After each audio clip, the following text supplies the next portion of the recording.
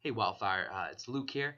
Just wanted to say hello, especially to our newer students, our new sixth graders, but also to our veteran students as well and your families. Hey, I just wanted to encourage you with that text we've been going through all summer. Joshua 1:9.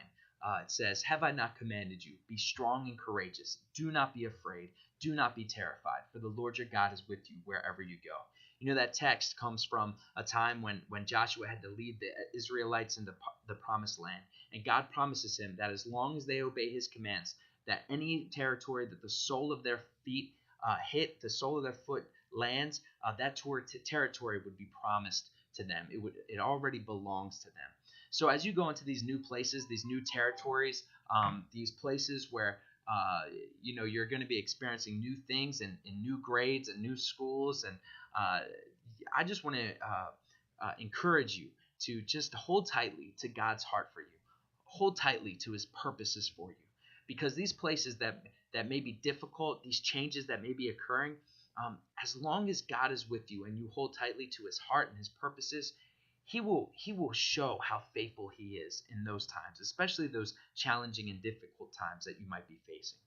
Also, I want to encourage you from this past teaching that we just went through with Shadrach, Meshach, and Abednego, that they stood firm in their convictions that God was the one true God of the heavens and the earth, and that they would not bow to any other temptations. They would not bow to any other gods. They would not worship any other gods. They would not go along with the crowd. And the crowd of that day was a king and a huge nation of Babylon that was worshiping a false idol and this huge graven statue that they had set up.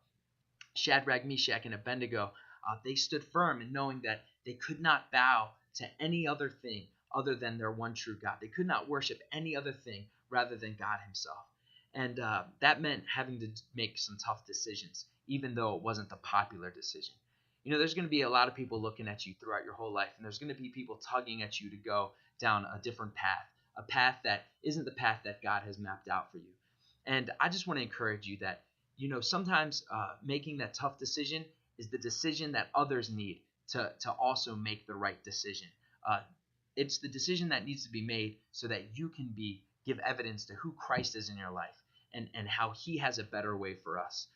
So I want to encourage each one of our students as we go back to school. There may be some temptations, some people that might be wanting to lead you down a path or a direction that is not in God's interest for you. It's not his best for you. I want to encourage you that God has equipped you and has given you the confidence that you need to make the right decisions for his name's sake, and to also give hope to others and be that force that pierces the power of the popular group, that pierces the power of everybody choosing or making one choice. It pierces that power and gives other people an out in being able to choose right over wrong. I just want to encourage you in that today. That's my phone. It keeps ringing. I forgot to put it on a mute, but I just want to encourage you in that today.